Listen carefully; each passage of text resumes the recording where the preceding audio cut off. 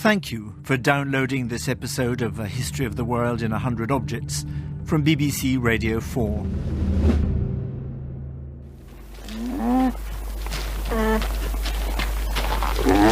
Some of you listening might just have recognised those plaintive moans as the humming of a llama.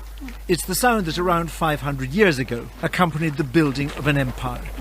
The empire of the Inca. Bigger than Ottoman Turkey, bigger than Ming China. In fact, the largest in the world. Around 1500, the Inca Empire ran for over 3,000 miles down the Andes and ruled over 12 million people from the Pacific coast to the Amazonian jungle.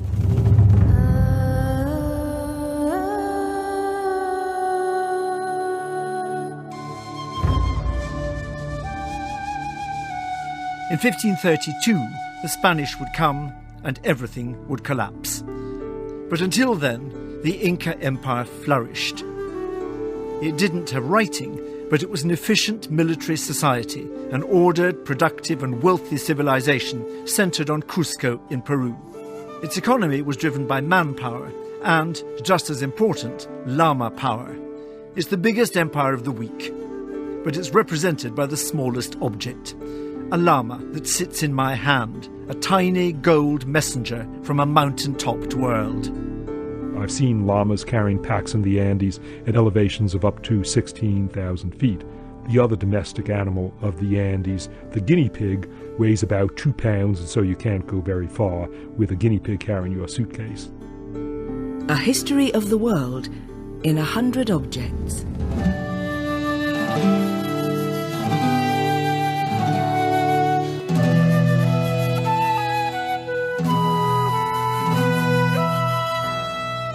Inca Gold Llama, a small statue from Peru, made between 1400 and 1550.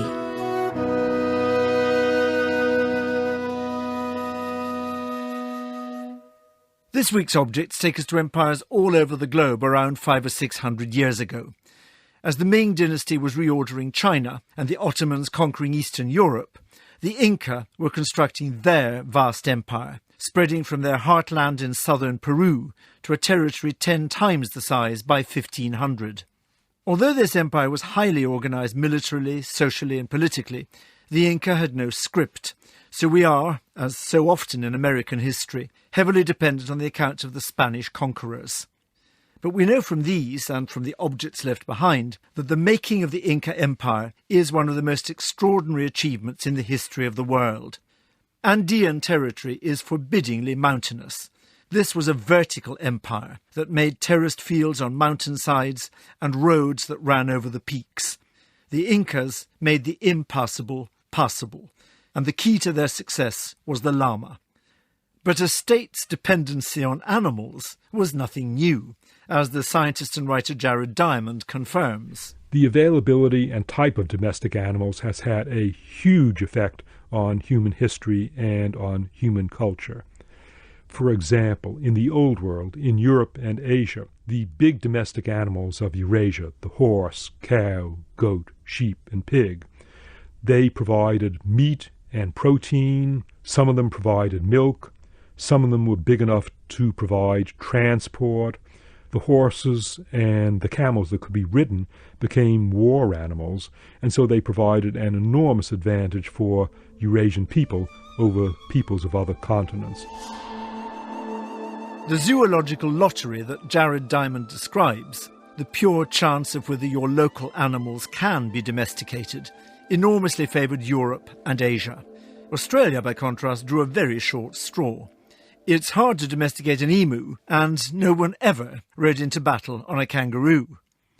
The Americas were almost as badly off, but they did have the llama. Llamas can't compete with the horse for speed or the donkey for pack power. They also have an infuriating habit, when tired, of just stopping and refusing to move. But they are extraordinarily well adapted to high altitude. They cope well with the cold and can forage for their own food. They can provide wool, meat and manure, and although they can't carry people, a healthy llama can comfortably transport about 60 pounds of goods, which is just a bit more than the average baggage allowance on an airline. So they can be very useful indeed for carrying the kind of supplies required for military campaigns. And as they expanded down the great spine of the Andes, the Inca bred huge numbers of llamas as army pack animals. Not surprisingly, the Inca also made models of this hardy creature that was so fundamental to the lives of the people and to the running of the empire. Our little gold llama is so tiny that it can stand comfortably in the palm of my hand. It's only a bit over 2 inches high. It's hollow, made up of hammered-out thin leaves of gold, and so it's very light. It's an engagingly sprightly figure. It's got a straight neck, the ears are upright and alert, it's got large eyes and a mouth that's clearly smiling, making this an unusually cheerful-looking creature for a species that normally seems to veer between amused condescension and a spitting sneer. If I put it down, it stands very pertly. This is a llama with attitude. Many little figures like this have been found in gold and silver all over Inca territory, and they were frequently buried as offerings on mountain peaks.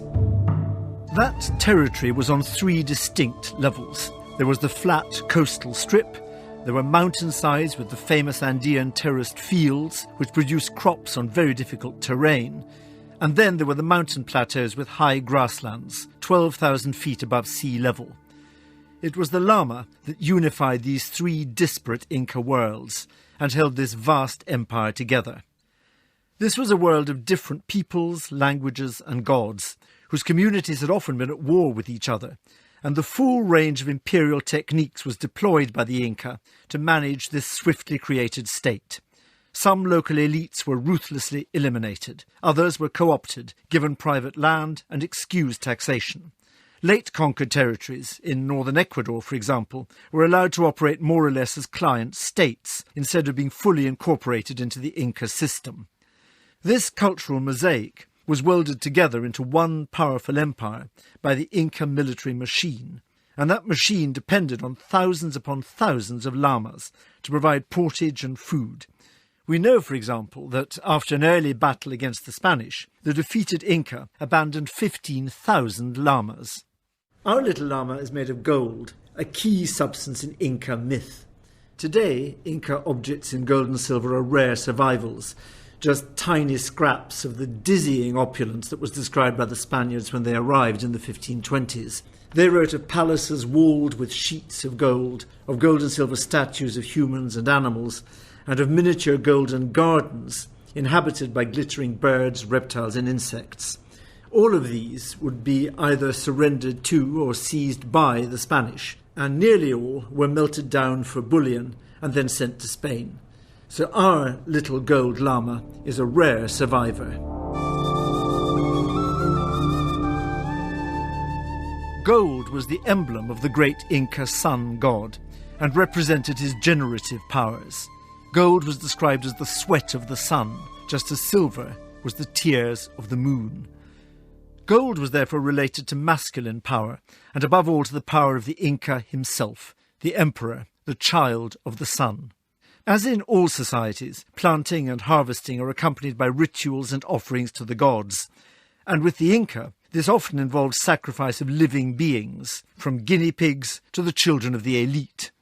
And as the Peruvian Inca expert Gabriel Ramon explains, llamas were sacrificed by the thousand. As any other big civilization, I think that the Incas have religious calendar. They have 2 calendars during the Inca Empire, I will say. One, that was the official Imperial calendar, and at the same time they have lots of small calendar from the provinces or territories that they conquer. But in the official calendar, they try to match the agricultural calendar with the main ceremonies. No? And it's in this official calendar to have several ceremonies with the llama. The greatest Inca religious rite was the Festival of the Sun. A Spanish chronicler has left us a full description. The first sacrifice of a young black llama was intended to observe the auguries and omens of the festival. They took the llama and placed it with its head facing the east. While still alive, its left side was opened, and by inserting the hand, they drew forth the heart, lungs, and entrails. The whole must come out together from the throat downwards. They regarded it as a most happy omen if the lungs came out still quivering. The same Spanish writer tells us that while real llamas were being slaughtered, the rulers of the provinces also brought to the Inca models of llamas made of gold and silver, tokens of the great animal wealth of the regions they ruled. Our llama may have been one of these tokens offered by a provincial ruler to the Inca. Alternatively, and less comfortably, it may have been part of one of the other Inca religious rituals. Selected children were ritually exposed and left on the mountain peaks as living sacrifices to the mountain spirits, and little gold llamas like ours have been found beside their dead bodies. The Inca Empire shaped not only the spiritual, but also the physical landscape of the Andes. Irrigation projects and canals changed the course of rivers and turned mountainsides into lush, terraced fields. Well-stocked storehouses and extensive highways showed their detailed concern with planning and provisioning. The wealth of this Inca Empire depended on the vast herds of llamas, but also on the Incas' ability to force their conquered subjects to work for them. But the subjects were by no means as docile as the llamas, and many Andeans, dispossessed and exploited, bitterly resented the Inca as alien aggressors. Inca tyranny is at our gate. If we yield to the Inca, we shall be obliged to give up our former freedom, our best land, our most beautiful women and girls, our customs, our laws. We shall become for all time this tyrant's vassals and servitors. The Inca hold on many of its provinces was fragile. Continuous rebellions tell of potential weaknesses, which turned out to be crucial when the Spanish arrived on the northern shore of Peru in 1532. Some of the local elites immediately seized the opportunity to ally with the incomers and to throw off the Inca yoke. They joined the Spanish forces to bring down the Inca. As well as being joined by a growing number of rebels, the Spanish had swords, armour and guns, none of which the Inca had, and crucially, they also had horses. The Inca had never before seen men on the backs of animals, nor had they seen the speed and agility with which this combination of man and beast could move. The Inca llamas must suddenly have looked hopelessly delicate and slow.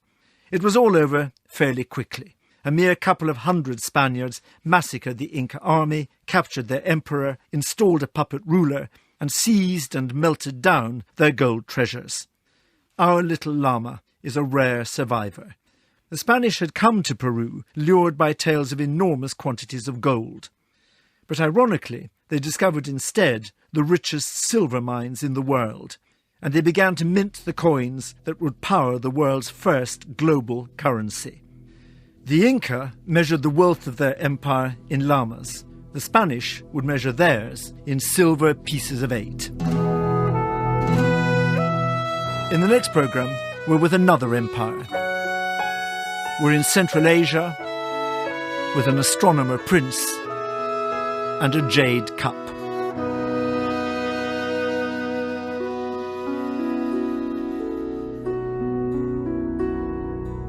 You can see the object described in this programme close up on the A History of the World website, as well as hundreds of others from museums across the UK.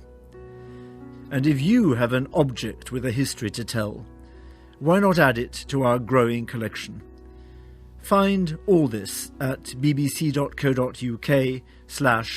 History of the World.